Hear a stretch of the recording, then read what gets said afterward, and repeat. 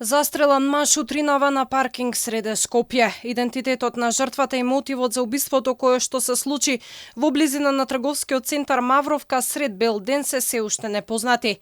Откако го застрелале, тројцата осомничени избегале од паркингот, а по брзата реакција од полицијата, две лица се уапсени откако возилото со кое најверојатно избегале од паркингот кај Мавровка било забележано во Скопски Чаир.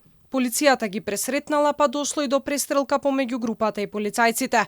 Во моментов се трага по третиот осумничен, а според официјалните информации идентитетот и е познат на МВР. Двајцата осумничени се фатени откако делот Скопје беше затворен, се прегледуваат домови и возила, а во потрагата беа вклучени специјални полициски сили, хеликоптери и дронови. На подрачјето на општина Чаир забележано е патничко возило кое се обидело да побегне, при што лицата од возилото пружиле отпор со употреба на огнено оружје.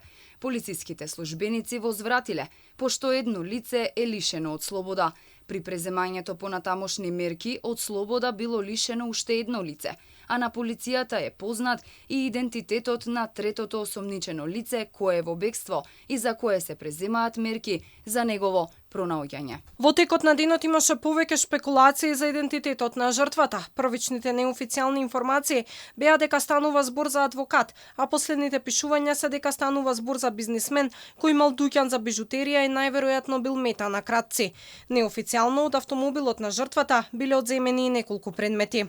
Граѓаните велат дека се исплашени од ваквиот случај и очекуваат убиците да бидат фатени. Не, ништо, само дојдаме, гледаме лега човекот и тоа е. Значи не знаеме ништо што се случило. Па така рекоа дека адвокат бил. Така рекоа дека бил адвокат. Ама ме интересира, бидејќи ги знам сите адвокати низ градов, тоа ме интересира кој е. Убиството се случува по неполни 24 часа од пукањето во скопската општина Ченто, во која беше ранен 43 годишен жител од Австрија. Во мажот со иницијали НА било пукано додека возел во неговиот автомобил, потоа тој е префрлен на лекување во комплексот клиники Мајка Тереза. Случајот се уште се расчистува.